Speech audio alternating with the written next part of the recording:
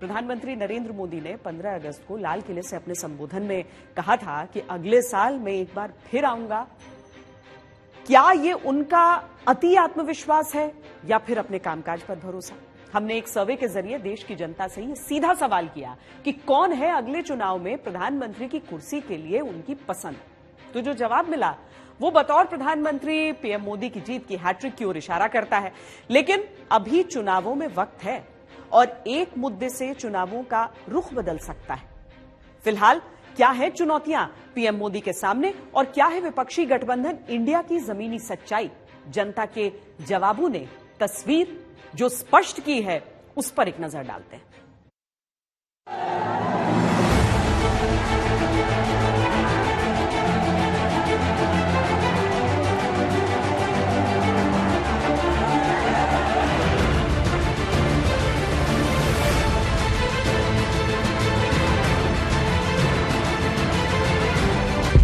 NDA और BJP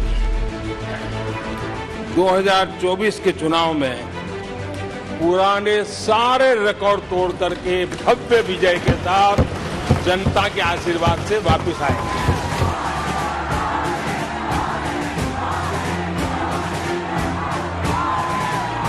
मिल करके सब लोग काम करेंगे ताकि ये देश आगे बढ़े, मुक्ति मिले पूरे देश को। मैं आपको गारंटी देके कह रहा हूँ 2024 में हम बीजेपी को हरा देंगे। We are united. हम लोग एक हैं।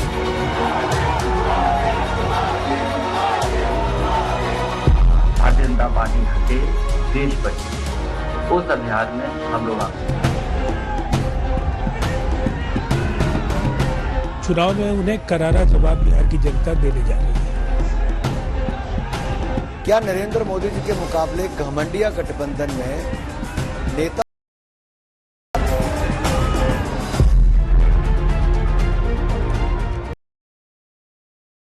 मजबूरी भी होते हैं और रणनीति भी। असली भूमिका होती है जनता की और वो दल पर आधारित होते हैं।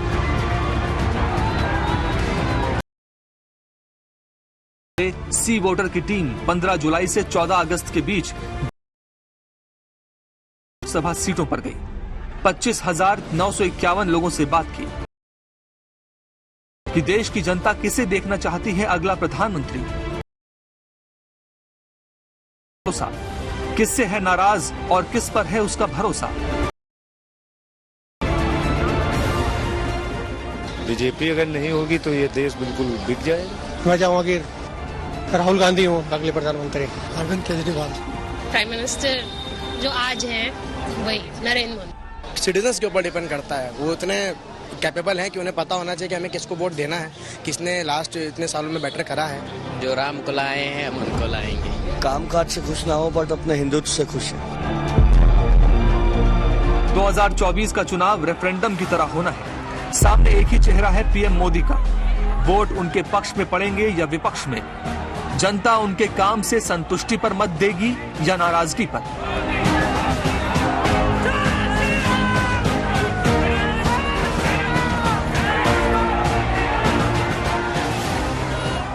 जनता से हमने सवाल किया कि क्या वो मोदी सरकार से संतुष्ट हैं। 59% लोगों ने कहा हां वो मोदी सरकार से संतुष्ट हैं और 19% ने कहा नहीं। बीजेपी के इस पूरे कार्यकाल से आप संतुष्ट हैं? हाँ। नहीं। मोस्टली हमें लगता है रिलीजियस जो एजेंडा चलता है उस पे मुझे लगता है कि उनको ध्यान देने की जरूरत है। संतुष्ट तो हैं।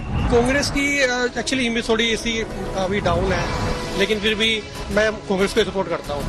डेफिनेटली सेटिस्फाइड है। 2024 के चुनाव में हम सिर्फ नरेंद्र मोदी को ही प्रधानमंत्री देखना चाहेंगे। जब प्रधानमंत्री मोदी के काम को लेकर जनता से सीधा सवाल पूछा कि प्रधानमंत्री के तौर पर उनका काम कैसा लगता है, तो 42% जनता ने कहा बहुत अच्छा, 21% ने कहा अच्छा और 12% ने कहा खराब।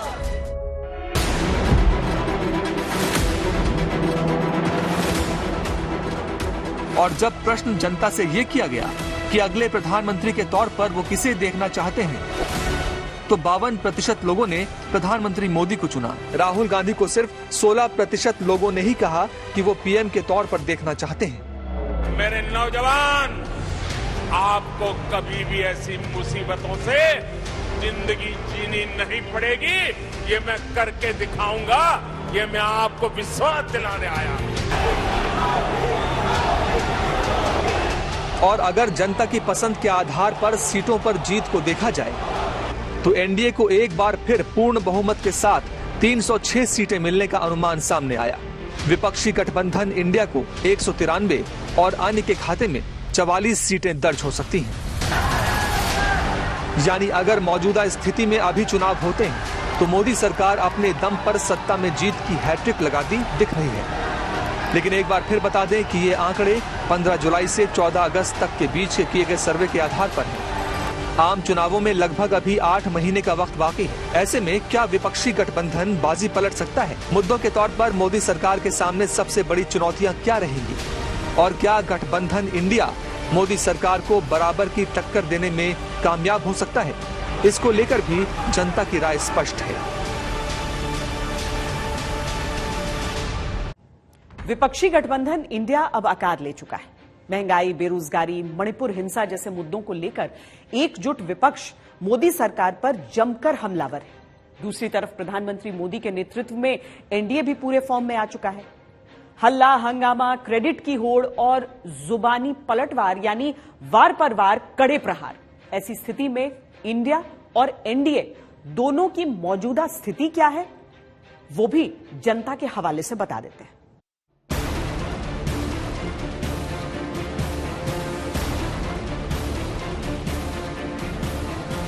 के अंदर ही इतना डिफरेंसेस है कि मुश्किल लगता है बहुत।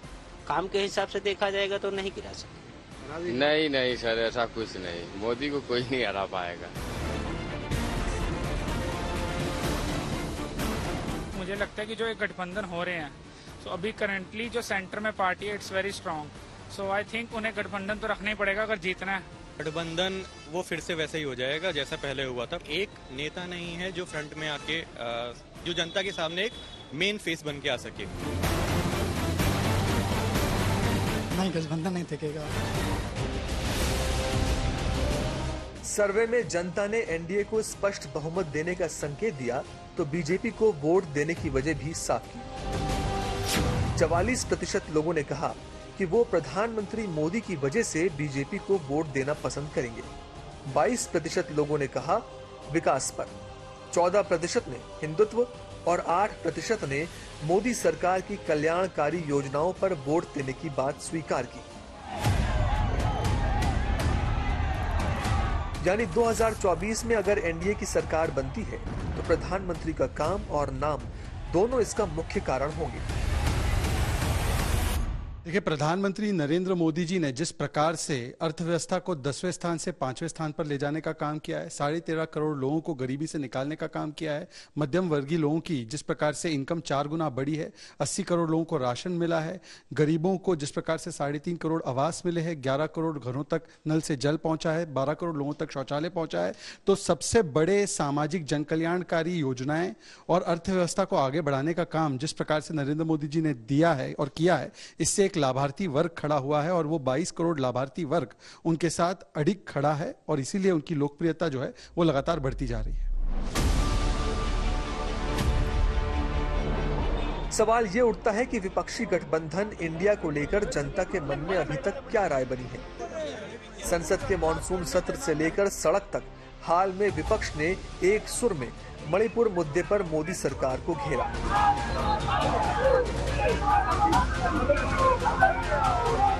हमने जनता से पूछा तो जवाब में 30% लोगों ने इसे केंद्र सरकार की नाकामी माना, 25% ने राज्य सरकार की, 20% ने केंद्र और राज्य दोनों की नाकामी और विपक्ष के खिलाफ सिर्फ 14% लोग आए। 44% लोगों का मानना था कि मणिपुर हिंसा रोकने के लिए राष्ट्रपति शासन लगना चाहिए था। 21% ने अलग अलग ग्रुपों से बातचीत की तरजीह दी। 19% ने फास्ट ट्रैक न्यायिक जांच की जरूरत बताई और 7% ने कहा ऑल पार्टी दल को जाना चाहिए था। आंकड़ों से स्पष्ट है कि देश की जनता मणिपुर मुद्दे पर विपक्षी गठबंधन इंडिया के साथ है। दूसरी तरफ विपक्ष बढ़ती कीमतों और बेरोजगारी को लेकर सरकार पर आक्रामक है, तो देश की जनता के लिए भी वो अहम मुद्दे हैं। 25% लोग महंगाई को मोदी सरकार की सबसे बड़ी नाकामी मानते हैं। 17% लोगों के लिए बेरोजगारी मोदी सरकार की बड़ी असफलता है। 12% लोग आर्थिक विकास और 5% लोग सांप्रदायिक हिंसा को मोदी सरकार की सबसे बड़ी नाकामयाबी मानते हैं। जनता के बीच में जो मूड आज दिखाई पड़ता है, सरकार से कोई बड़ी नाराजगी दिखाई नहीं पड़ती। कुछ मुद्दों पर लोगों को ऐसा लगने लगा है कि सरकार का काम जैसा होना चाहिए उतना अच्छा नहीं है, और खासकर अगर बेरोजगारी और महंगाई की बात करूं, इन दो मुद्दों पर तो लोगों को लगता है कि सरकार से उनकी जो उम्मीदें थी वो पूरी नहीं हुई हैं। लेकिन ऐसे तमाम काम हैं जिसके बारे में लोग सरकार की सराहनीय प्रशंसा करते हैं। मोदी सरकार के सामने महंगाई और बेरोजगारी बड़ी चुनौती के तौर पर है, तो विपक्ष के तौर पर कांग्रेस का बढ़ता कद भी कुछ संकेत दे रहा है। भारत जोड़ो यात्रा, संसद में सरकार का घेराव, राहुल गांधी का मणिपुर दौरा और दोबारा से उनकी संसद सदस्यता की बहाली ने देश के मन में एक नई जगह बनाई है। विपक्ष के तौर पर देश की 25% जनता कांग्रेस को बहुत अच्छा, 18% जनता अच्छा, जबकि 21% लोग इसे खराब बताते हैं। 44% लोगों का यह भी मानना है कि भारत जोड़ो यात्रा के बाद राहुल गांधी की छवि अच्छी हुई है, जबकि 33% का मानना है कि वैसी ही रही। देश को तो भरोसेमंद ही चाहिए, ऐसा नहीं चाहिए जो विदेशी धरती पे जाके भारत का अपमान तो करे लेकिन अपने गठबंधन का नाम INDIA करके लिखे और घमंड से भरा हो, अहंकार से भरा हो। ये घमंडिया गठबंधन को लोग वोट नहीं देंगे कि ये नाम जितना मर्जी बदल लें, ये यूपीए के पाप को छिपा नहीं पाएंगे। वो घोटाले, वो भ्रष्टाचार, वो कारनामे वो छिपेंगे नहीं। यानी एनडीए और इंडिया के बीच भले अभी पीएम मोदी की छवि के कारण एनडीए स्पष्ट बहुमत की ओर जाता दिख रहा हो, लेकिन टक्कर बेहद कड़ी है और सर्वे में मिलने वाले वोट शेयर के आंकड़े सारी कहानी बयान कर रहे हैं। 43% वोट एनडीए को मिलते दिख रहे हैं, लेकिन गठबंधन इंडिया भी बहुत पीछे नहीं है। उसे 41% वोट शेयर मिल सकता है, ऐसा सर्वे के आंकड़े बताते हैं, जबकि अन्य के पास 16% वोट शेयर जा सकता है। यानी वोट शेयर का अंतर सिर्फ 2% है। इस बीच 3 राज्यों के विधानसभा चुनाव भी है। कहना गलत नहीं होगा कि आंकड़े कुछ कहें, लेकिन मुकाबला बेहद कड़ा है।